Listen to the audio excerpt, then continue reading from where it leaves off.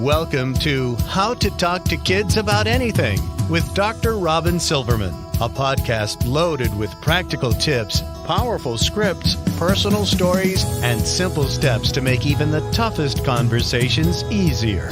So get ready to get the information you need to make the impact you want from someone you trust, your friend, parenting expert, Dr. Robyn Silverman.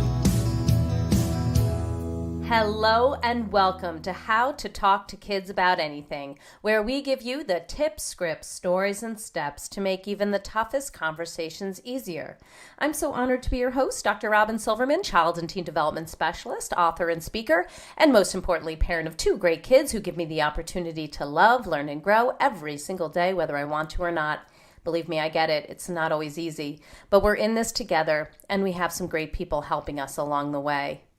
We've talked quite a bit about girls on the show and how many things are changing for girls due to the momentum of the women's movement. But what about the boys? How do you raise boys to become great men? How do we raise boys to feel connected to themselves and feel connected to others? For many of our sons, while the world of girls seems to be expanding, the world of boys seems often to be contracting, restricting who boys can be in society, where masculinity and its attributes are guided and guarded by a tightly confined box, the man box. Our next guest feels that this is a loss. It's a loss for us and it's a loss for the boys. He asks, what can be done to ameliorate the losses of boyhood? How can we protect the boys in our care from threats built into boyhood? How can we ensure that our sons are well prepared for and well launched to manhood? The answer has to do with connection, something that our boys are losing, and at an early age. And our guest feels that we have an opportunity right now to change things around and help boys do boyhood right. Michael Reichert writes in his new book, How to Raise a Boy, that boys are really in need of something that seems to counter the toughness and the independence touted by the man box. And that is a relationship in which a boy can tell that he matters. A young man's self-confidence is not accidental or serendipitous, but derives from experiences of being accurately understood, loved, and supported. Michael Reichert is an applied and research psychologist who has immersed himself in clinical research and consultation experiences that have afforded a deep understanding of the conditions that allow a child to flourish in natural contexts, families, schools, and communities. He has created and run programs in both inner-city communities and in some of the most affluent suburban communities in the world. He founded and continues to lead the Center for the Study of Boys and Girls' Lives, a research collaborative at the University of Pennsylvania, and has conducted a series of global studies on effective practices in boys' education. Since 1984, Dr. Reichert has maintained a clinical practice outside Philadelphia and specializes in work with boys, men, and their families, and continues to serve as the supervising psychologist at a nearby boys' school. He has published numerous articles and several books, including Reaching Boys, Teaching Boys, Lessons About What Works and Why I Can Learn From You, Boys as Relational Learners, and the just-released How to Raise a Boy, The Power of Connection to Build Good Men. I'm so thrilled to have you on the show, so welcome Michael Reichert to How to Talk to Kids About Anything. Hello, Robyn. Great to be with you and with your listeners. And I have to say, I loved your introduction. I think that you really nailed it in terms of what it is that I'm trying to speak to. Oh, well, thank you. Thank you. That's a wonderful compliment. I really enjoyed your book. I think people know that when I'm preparing for these podcasts, I really love to consume the book and think about the book and really get into the author's head so that I can understand what is the message that you're trying to send. And it is such a good one. Before we get into the book and all that you are relaying to us, for those who haven't gotten their hands on How to Raise a Boy, I would love to know what gets you up in the morning and what got you so interested, so focused, so passionate about raising boys to become good, healthy, connected men. You know, I've I've thought about that a lot, of course, and there's many different streams, I think, that fed that river, including beginning with the fact, perhaps, that I was one of 5 boys in a family of 6 children. Wow. My family was doing boys big time. Yes. My sister used to wake up having nightmares. The boys are going to throw me out. My poor sister. Yes. She survived. Yeah, she did. And then I had 2 sons of my own. And most recently, I've had a grandson. So there's some there's certainly an intergenerational stream. But, I also came of age in the period of time in which our society was undergoing some dramatic and profound changes, including the women's movement that challenged men and boys to consider unequal practices and privileges that weren't particularly suited to building close relationships. Instead, relationships of dominance and submission seemed to be the rule. And pulling out that puzzle piece caused a lot of things to come into question. And what I say to audiences of parents now, and I've been doing a lot of talking to parents over the last several years, what I say to parents is I don't think there's a better time in human history to raise a boy. I think we're actually getting serious about the science of male development and considering with new eyes and new rigor the kind of outcomes that we've normalized in male development for generations. I say in the book, and I'm sure you saw this line, but it's worth repeating, I think, that routine casualties and losses are an inconvenient truth about the boyhood that we've designed and that we manage for boys. The losses are of virtue, the losses of educational opportunity, the losses of emotional expressiveness, losses of health and well-being, and most seriously, losses of life. Males predominate in the 15 to 30 age category in the 15 leading causes of death, premature and preventable death.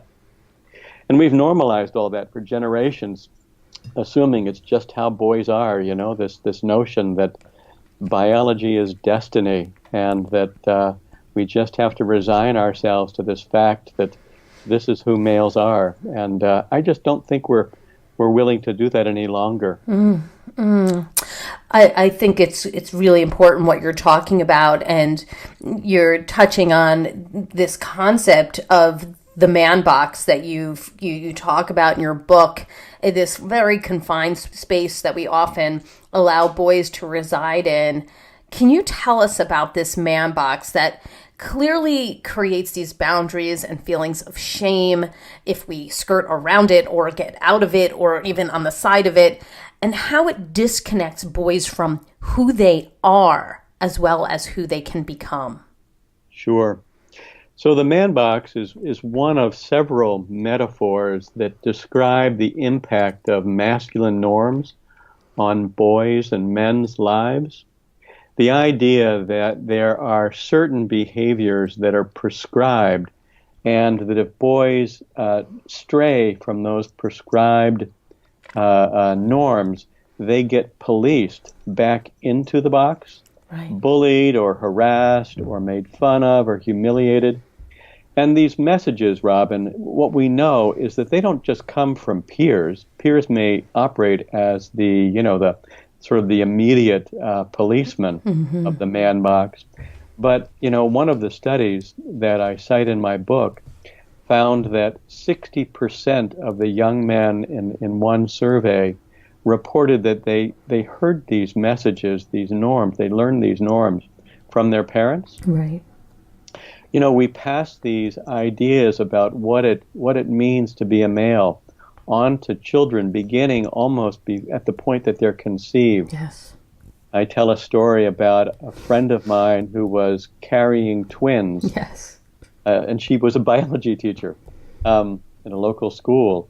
And she said that she knew that one was a boy and one was the girl. And she said, I know which one's the boy. And I was surprised. And I said, how do you know?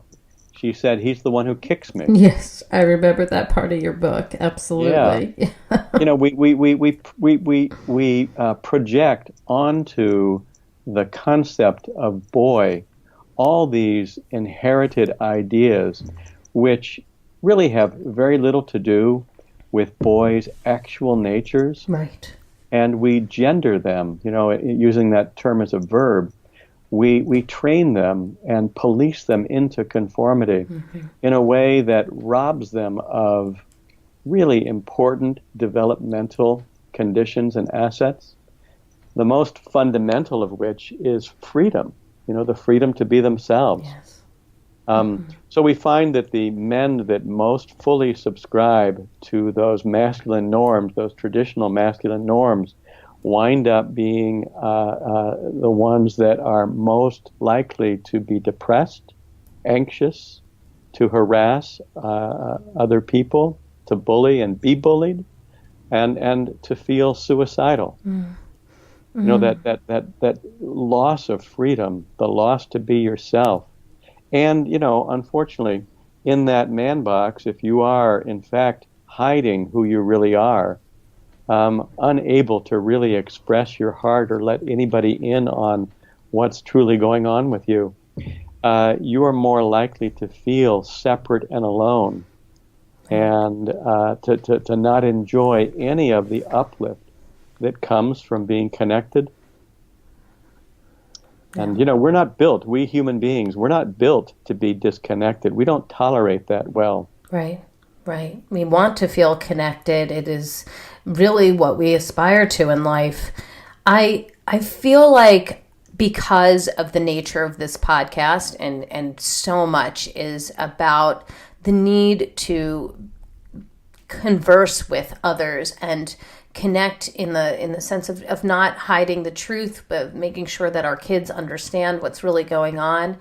I would like to know from you how we can talk to boys about this man box, as if, it seems like we really should be putting high beams on it and saying, this is here, this is out there, don't get in it. So, or if you are in it and you feel like you want to get out, that's okay. So how can we bring this to light for boys and really talk about it, whether we're parents or teachers or coaches in their lives? Yeah, it's a really important question. Because I think that so many of us, essentially in charge of boyhood, parents, teachers, coaches, youth leaders, we want to educate boys about being men, being male. And the problem with that, of course, is that those of us who are in the prior generation wind up inadvertently passing along prejudices that we're just simply not aware of, that we take for granted. Right. The gender landscape, the world of boys and girls, particularly in this present generation, has changed dramatically. And so what I say to parents particularly, or to teachers when I speak to audiences of teachers, is it's less important what we say to boys about masculinity than what we are able to create in the way of opportunities for them to talk to us. If we can create conditions that let them open up to us and be honest with us about what their experience of school is, or what their experience of playing on that baseball team is like, or what going to the playground is like, if we can create a space in our relationship with them where they can open up to us spontaneously, they're going to talk about their life as boys, and they're going to use us as what we psychologists call holding environments. We're going to receive from them the raw data of their experience. They'll dump it out, and as they do that, they'll actually strengthen their ability to resist those cultural norms that threaten to take them away from who they are. So, I know your podcast is called How to Talk to Children, but actually I think I want to emphasize in my talks, I want to emphasize listening to boys as the starting point. And I could say a lot about that. Yeah, it's interesting because somebody, when I get interviewed about how to talk to kids and they ask me what my top tip is, I always say that while it's important to talk to kids about all different types of topics, that listening is really the most important, ironically, and being there to receive the information without judging it through the cultural norm, right? Through the fact that, oh, well, you shouldn't be feeling that way. You should shrug it off. You got to man up. And you can't let people know that that's how you're feeling. That you, as the key adult, can reflect back to them that this is a safe place to talk, and that this is, you could say anything and it's okay. And this is who you are, and I accept you as you are. And I'm always ready to talk. I mean, and listen to what you have to say. I mean, I think it's a really important concept that we are able to open up and listen to our boys and not assume, and so many people do, that boys don't talk, won't talk, aren't interested in talking. Isn't that right? Yeah, what we know, just in terms of the emotional dimension of boys' lives, is that it's not the experience of emotions that distinguishes boys and girls. It's the expression of emotion. Mm-hmm. An expression of emotion follows what we call feeling rules, which are determined by society. Mm. So we teach boys beginning very, very early. My 2.5-year-old grandson is learning these feeling rules. It seems like from everywhere. He's being essentially told that he shouldn't be sad or be scared, that he should be stoic and be okay. If he falls and hurts himself, he should be okay, get back up and display grit and toughness. And to do that to a 2.5-year-old that in a very natural and spontaneous way is trying to let his pain out so that he can resolve it and pull himself back together, is to essentially put a plug in this natural outlet and say to him, we don't want to know what you're really experiencing. We only want you to conform to our ideal of what it means to be male. And I'm just, a psychologist at Stanford for her doctoral dissertation under Carol Gilligan up at Harvard, immersed herself with 4-year-old boys for 2 years and came and visited them, talked with them, observed them, talked to their parents, talked to their teachers, and spent 2 years doing this. Right. And it's a remarkable study. But basically what she found was that from the time that she first met them at age 4 to the time that she ended her study at age 6, they changed dramatically. Yeah. They became less direct, less authentic, less expressive, less articulate. They went behind a mask and they learned to play the part of what they presumed a boy was supposed to behave like. Right. I remember reading that in your book and learning about her study a little bit more, and that, I thought it was very endearing. On the one hand, we had the boy who was like, pretending to shoot her and saying, you're supposed to play dead now. And then on the other hand, like crawling into her lap and wanting to, be close to her. One of your early chapters focuses on freeing boys and talks generally about gender socialization, but more specifically asks parents and key adults to connect with boys through conversation. And it points to spending special time with boys, listening to boys, supporting boys to be themselves. But you're honest and you say it can be challenging to listen to boys and spend time doing things that our boys want to do without interjecting, without changing the plan, without modifying.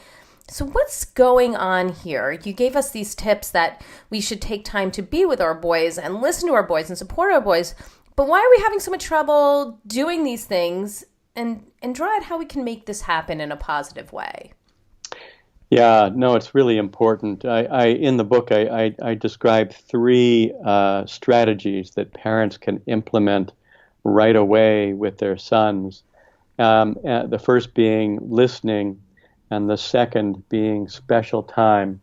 But let me talk about special time, since we have talked already about listening a bit. The one thing I would add, though, which is related to special time and listening, or that unites them as sort of a central approach, is that the greatest gift that we can give our sons is to pay attention to them. Mm-hmm. But summoning our attention, actually controlling our attention, so that we don't get distracted by our own worries or our own ideas, is incredibly difficult, particularly when the ideas that we have about how our sons should behave are often quite unconscious. Mm-hmm. I did this global study of about 1,000 teachers of boys in 6 different countries, and 2 different studies actually, where we identified the relationship between the student and the teacher as the primary factor in engaging boys in learning. And what we found was that despite how clear boys were that this is what they needed, this was getting to first base with them, despite that, teachers essentially would forget that over and over and over again. These are teachers that are in the trenches with boys every day. The evidence is under their noses. And yet when a boy would somehow thwart the teacher's purpose or seem checked out, or more oppositional even than that, the teacher would forget that the connection, the relationship was the key, and would revert to force, dominance, control, and pressure. Right. Or scolding and shaming the boy. I mean, this is true for parents too, clearly. Absolutely. Yeah, and what we found was that when the relationship with the boy becomes attenuated, becomes weaker, that boy loses motivation to engage in whatever that subject might be. Because it really is the connection that provides the oomph, the motivation. It's for whom the boy will learn. That matters. Then that's true whether it's a coach or a subject matter teacher. Right. And what basically I determined was that from that study, I went away and pondered that and thought, wow, this is such a significant and clear result. What does it mean? And I realized that in the last 10, 15 years, with the development of the field of interpersonal neuroscience, we've just gotten much clearer about the fact that human beings are essentially wired to connect. Yes. We have evolved as creatures so that our brains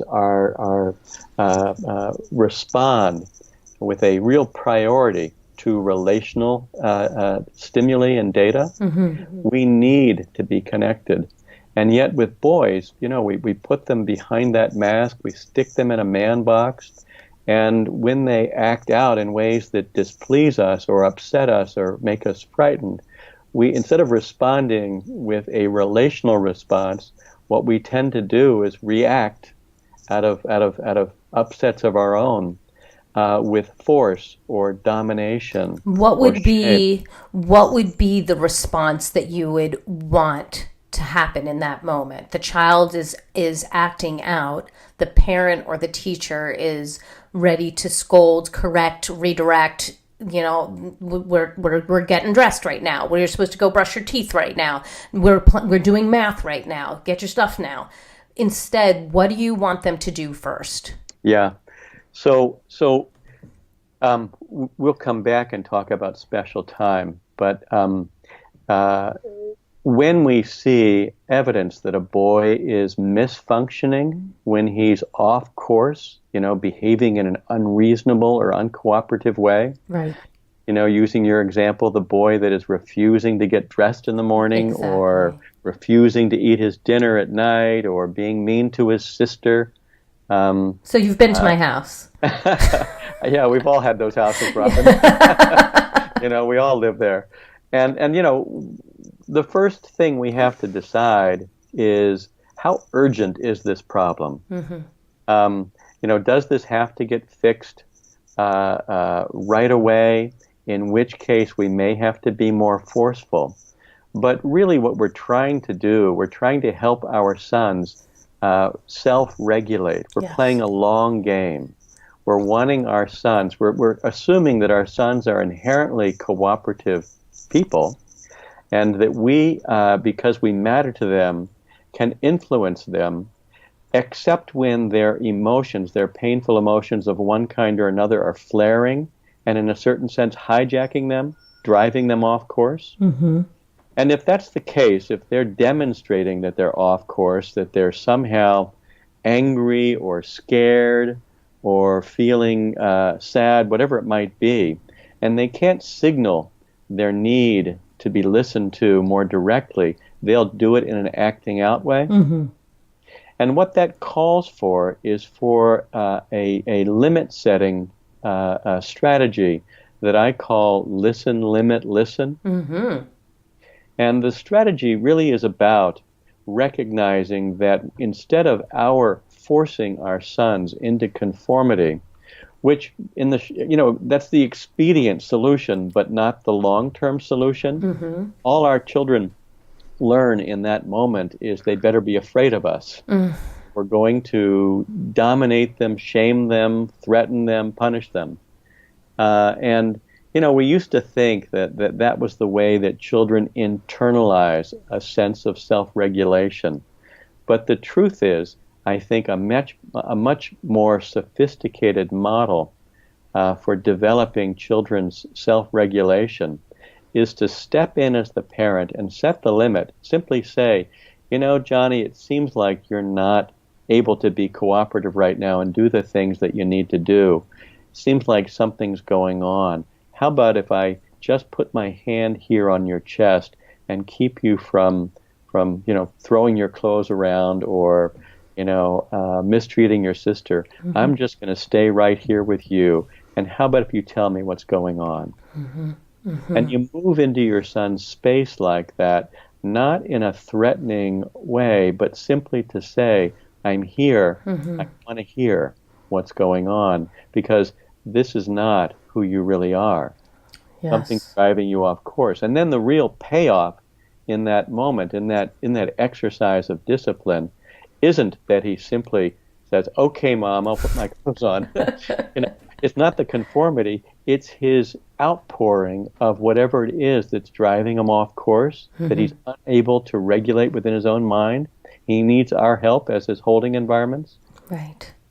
You're reminding me of an interview we did recently with Dr. William Stixrud, who wrote The Self-Driven Child, and he talks about how we need to instead of force and control and make sure that this child is doing what they're supposed to do, that we do stop and listen, and that we are able to say something like, it seems like you're struggling with this. Is there anything I can do to help?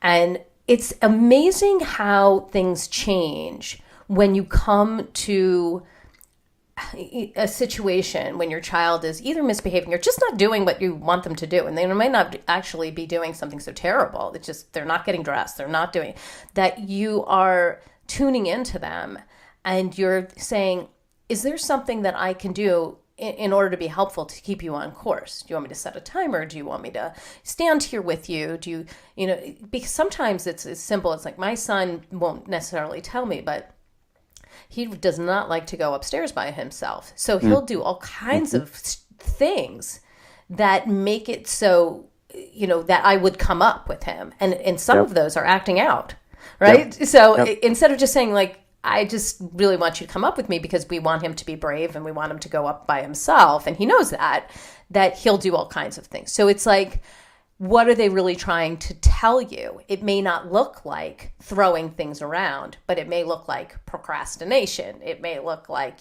being silly. It could look at all kinds of things. It might look like willful disobedience. Yes. And he's right in your face. Yes. And, and so, you asked me the question about how it is that boys evoke often our irritation or our upset or our anxiety because they're not displaying the kinds of behaviors, the respectful behavior or the cooperative behavior or the the willingness to handle their responsibilities, and it's exasperating to us. It is exasperating, yes.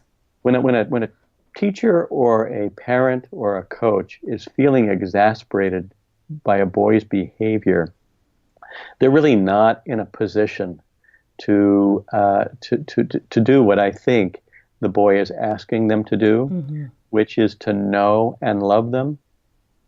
What's required is that we recognize that the behavior is not really who they are. That's a behavior that's driven by some kind of emotion that they've not found an opportunity to put into words, to express, to get off their chests. Boys are very, very, I'm struck with my 2.5-year-old, how astute he is at judging where people are at and how responsive he is to whatever it is that we're communicating to him. So your son, who may not be able to really articulate that he's scared of going up those stairs, because he feels ashamed of it, or he recognizes that, it's not the way a boy is supposed to behave, or he senses that you guys are likely to become irritated or urgent or impatient with him. He's going to act that out rather than say, hey, Mom, do you mind if I tell you how scared I am of going up those stairs? Right. And we just don't give boys that kind of direct access to emotional expression. Right. Instead, they have to find ways to act it out. And, it's not an accident, Robyn. I'm going to go out on the ledge here and say this. But, the overdiagnosis of ADHD in male children, the way that we way overprescribe stimulant medications to boys because we simply can't bear their behavior. It doesn't fit into our existing classrooms or families. Drives us crazy, basically. I have to believe that we haven't evolved as a species to a point where males have this aberrant quality that shows up in this way. I have to believe instead it's the impact of our models of nurture and what we know about emotional energy that doesn't get expended or expressed is it can seep into behavior in all kinds of ways. I want to be able to go back to the special time, but I have a sort of tangent question based on what you just said. And that is that when we do lose our patience and we do say things that we wish we didn't, one of the things in your book that you talk about is repair, which I really do appreciate. I think repairing your relationship is something that I teach to my children. I do for myself. It's just part of who we are. I think it is monumentally important. And you say, by simply saying, I'm sorry for getting upset with you, even though I didn't like what you did, my upset was more about my own experiences of being treated badly than what you did. I know you didn't mean to be hurtful. That boys are sort of less able to absorb moral messages when they feel insecure and abandoned. What is it that you mean by that? Like, how are we so influenced that we are even having trouble doing this repair? And what is the impact of how, when we do this repair on our boys? Yeah, it's a big subject, and I'll try to be succinct about it. The first thing I want to say is that every relation, I don't want parents to think that because I'm describing the ideal, that I believe that any of us should strive to be perfect. Mm-mm. I mean, good luck with that. Yeah, that's impossible. No. And that's not really what our sons require. What they require is that we remember that they depend upon the relational connection in order to flourish, and that it's our responsibility as the adults, whether it's teachers, coaches, parents, it's our responsibility to be what I call relationship managers. That when we sense that the boy has come adrift, that he's become disconnected, he's withdrawn, or he's acting out, or he's being willfully disobedient, whatever it might be, what we have to remember is that it seems, that we have to believe, we have to infer that the relational connection has somehow weakened, and what our son is crying out for is a deepening of their connection to us. And you'd be surprised, Robyn, in the global study I did, for example, of boys' education, we asked two simple questions. We asked, tell us a story about a relationship that went well. And we asked that of 1,500 boys aged 12 to 18 and 1,000 of their teachers. And the boys and the teachers were able to really describe the same phenomenon, the same set of practices when it came to the relationships that went well. But when we got to relationships that didn't go well, what we came to call relational breakdowns, it was as if each group was pointing a finger at the other and saying they're the reason for the breakdown. Sure. So when parents, adults, teachers, when they experience a breakdown in a relationship, often what we wind up doing is rationalizing the disconnection by saying, he's the reason that we are not connected right now. And this is the worst thing, I'm going to wait until he fixes the problem. Right. He owes me, his homework that he didn't do, or he owes me an apology for, violating my trust or misbehaving in our home or lying to me. And one of the things you say in the book is that it's actually up to us as the adults to do the repair, isn't it? Yeah, because our sons, whether it's in classrooms or on sports fields or in our homes, our sons are actually at the outer edges of their vulnerability already. No kidding. And they are intimidated by our power. So many boys tell me, for example, that they're so afraid if they level with their parents about this, that, or the other thing that underlies some bad thing they did, that their parents will punish them even more. They'll never get their video games back. They'll never get to go out on Friday night. And so the gap between them and their parents, the disconnection grows. So to say that the adult needs to be the relationship manager means that they need to ensure that the connection stays alive and strong. And that may be, initiating the conversation. It may be apologizing for my part in the breakdown. But what matters isn't that the relationship remain connected all the time. That's unreasonable. Not going to happen in any relationship. What matters is that we keep reconnecting so that our sons have that vital life force of relationship. And one of the things that you talk about that really is important here, and we can segue right back, is that special time that helps to do the reconnection along the way. So what does that look like? Yeah, I'm glad we came back to it. Well done.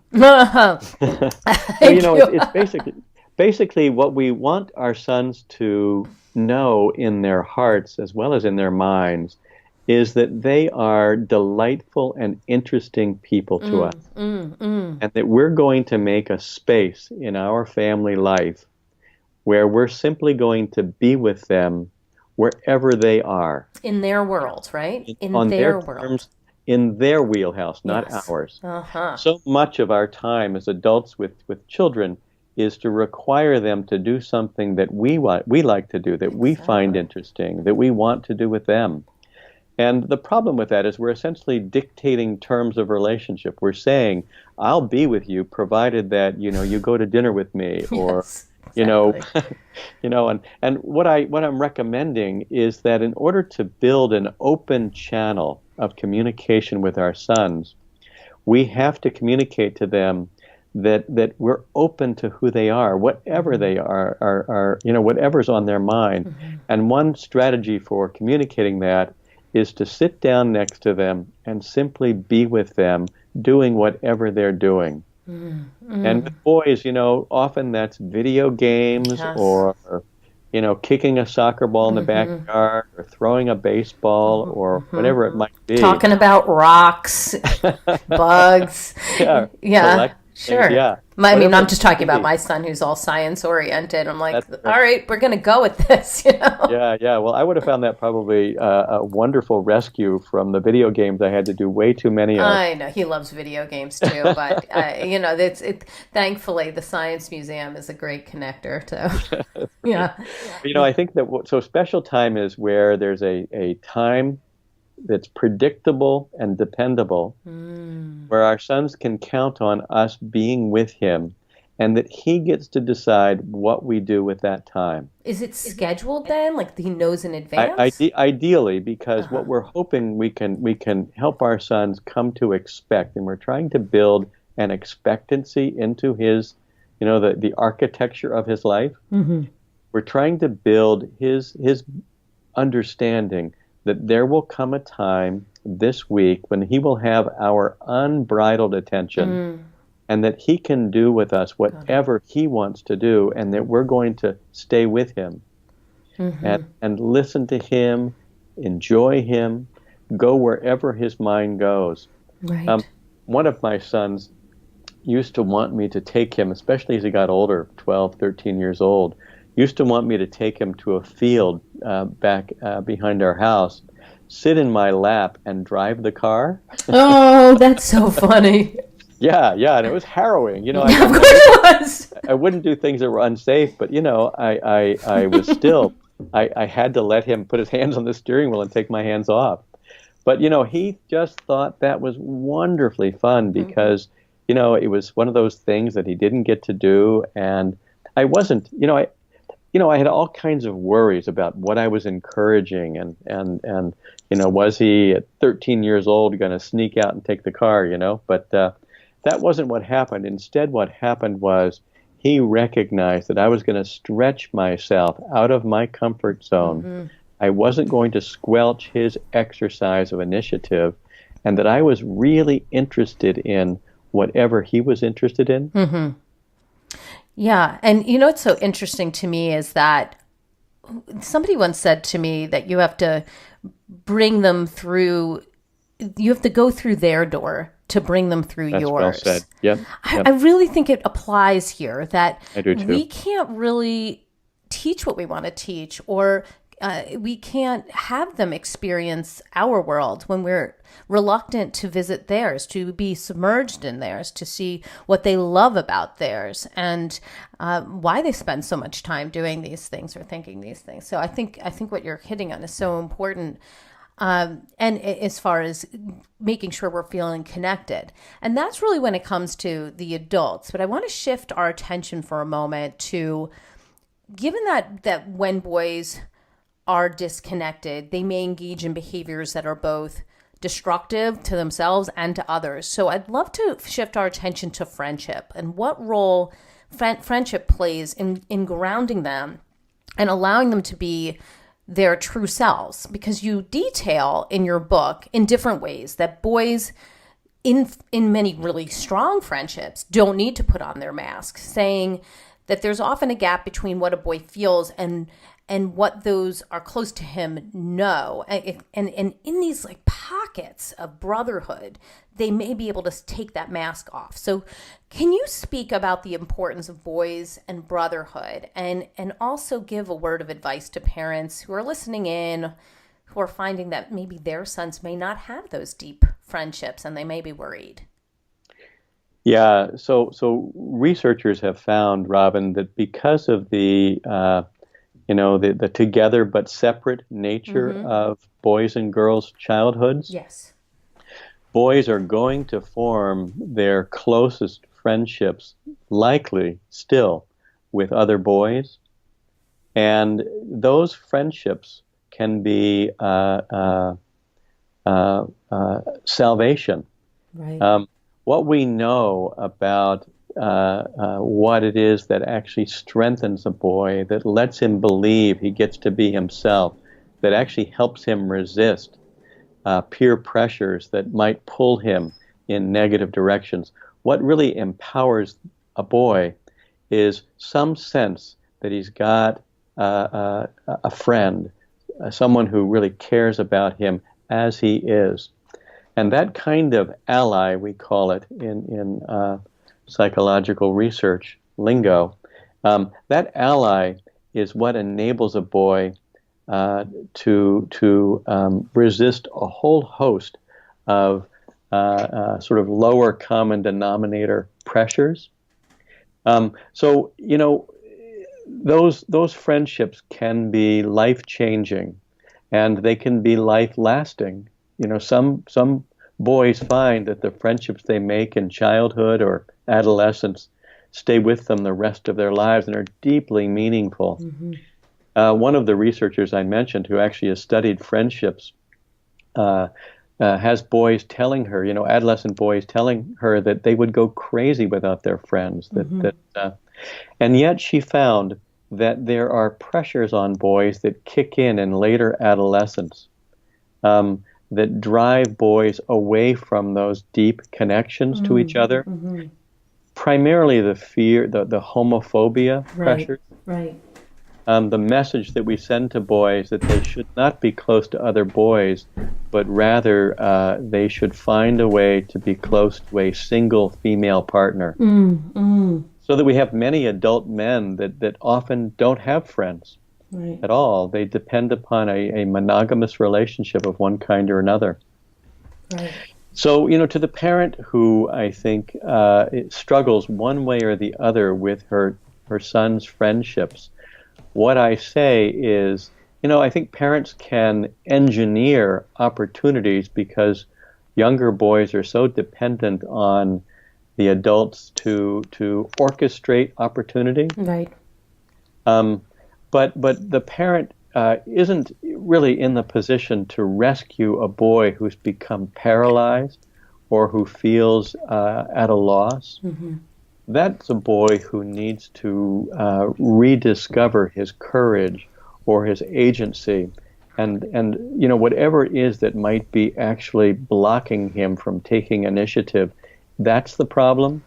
Mm-hmm. And parents can't supplant their initiative for their sons. That's a short game, not a long game. Right.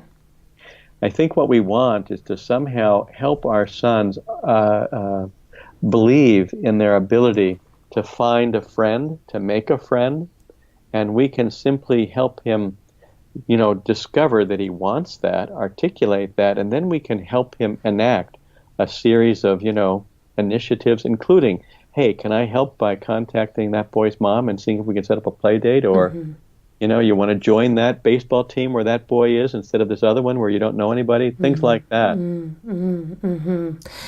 of the things that I feel like needs to be talked about is that men and women, mothers and fathers, that we may have some key ways that we can influence boys that may be different from one another.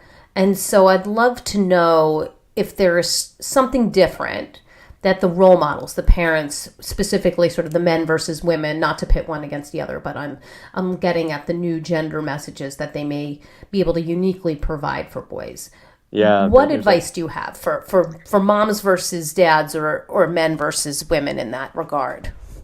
So, there's a deep belief out there in our culture that there's something special about being a man, and that only other males know the secrets of that special society, that special fraternity. And unfortunately, that message operates in ways that affect both fathers and mothers fairly negatively. What that message conveys to mothers is you don't really understand your son, and you risk if you keep him too close, fostering an over-dependence that's going to actually rob him of his masculine independence.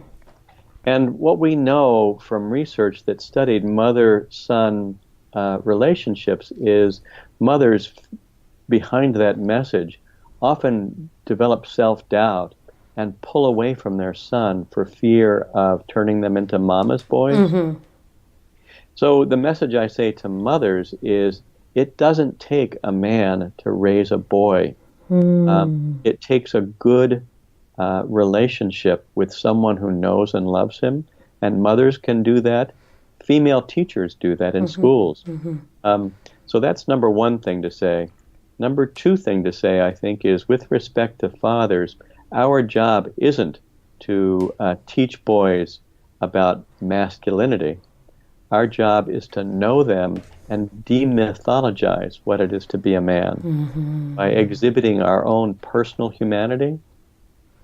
Right. And so the role model isn't really about, how to be tough or how to be strong or how to fight for yourself. I think those are fine, but they're not the end all of what we have to convey to our sons. Right. What we have to, I think, help them with really is how to be themselves and to fight for the right to be the unique and wonderful person that they are. So beautifully said. I think that's really important, that it's not just countering the message of bravery and grit and solidarity and independence, but also that we, with other things like sensitivity and being emotional, but it's really bringing them out to be themselves. Yeah. And before we get to our top tip, because we're closing in at the end here, since we know there is a lot of work to be done when it comes to boys and helping them to break through that man box and reconnect with themselves and the key people around them, while at the same time we're hearing a great deal about the women's movement rising up during this Me Too era that's sort of starting the way that boys and girls and men and women interact, as we talked about before, and what we'll tolerate and what it means to be a man in this world. Is there good news for parents of boys that they might find reassuring in this Me Too time? And if so, what is it?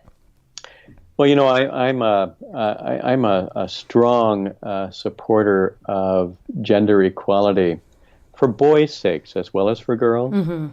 I think it frees boys from performing masculinity in these ways that really do a great harm to performing. What an interesting term. Yes, performing it. Yeah.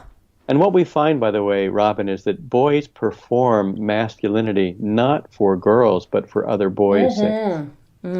It's to establish ourselves in a hierarchy that otherwise might threaten us. And group us, right? We're part of the team. We're part of this. Yeah. To be included in a hyper masculine performative team.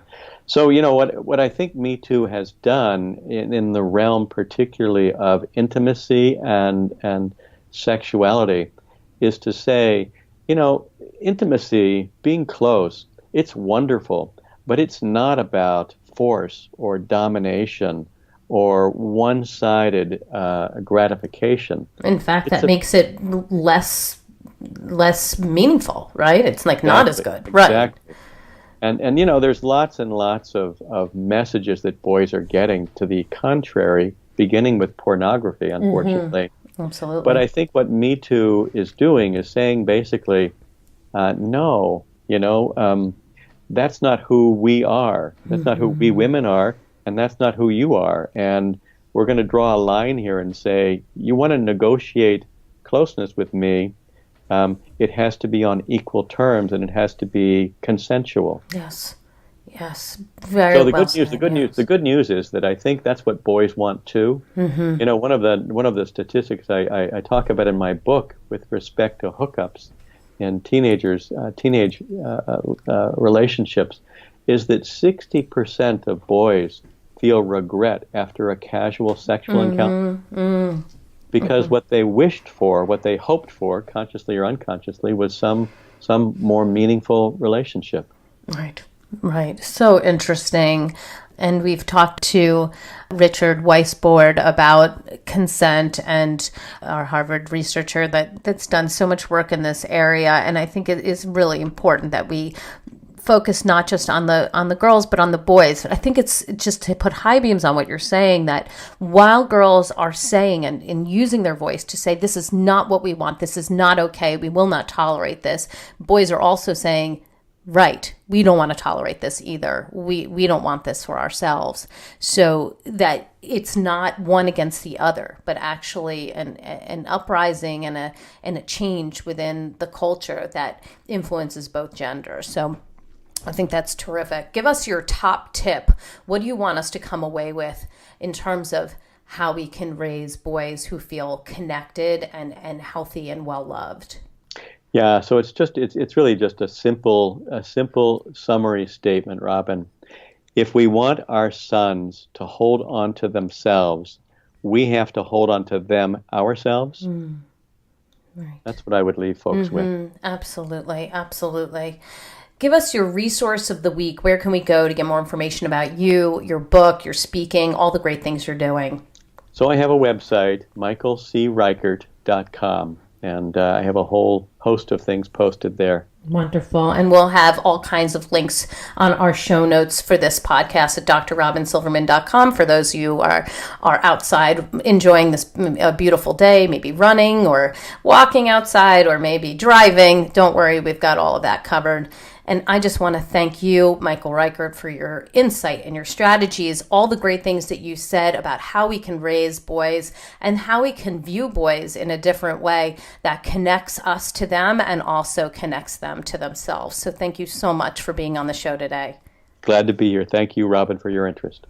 I've got my takeaways, and sweet friends, I know you have yours, so let's discuss them. Come up on Facebook. Let's go to the Dr. Robyn Silverman page, and let's chat about it at drrobynsilverman.com or twitter.com/drrobyn. I'm also on Instagram at Dr. Robyn Silverman, and if you love this podcast like I did, and it is timely and just a perfect time to talk about boys and the great things that they can be doing and how we can connect to them, I hope you'll go up to iTunes and rate and review it so other people can learn about Michael Reichert and all the great things that he's doing and how we can use his strategies and thoughts in our own homes. I truly appreciate it. That's all the time we have for today. My fellow parents, leaders, and educators, thank you so much for tuning in to How to Talk to Kids About Anything. For more information on books, articles, speaking engagements, or curriculum, please visit drrobynsilverman.com. So many great podcasts are up there, and the show notes to this podcast will be up there as well. I look forward to weathering the storms and enjoying the sunny side of life together. And please remember, even on the days when you fall short, you've got this. You're here and you're getting the information you need. So if you heard something today and it challenges the way you've been raising your boys, or you want to do something different, you can. This is not a mistake you've made. It is now the time to just do it a little bit differently if that is what you want. Remember, I know it's not easy, but there's always tomorrow. Parenting is the ultimate do-over.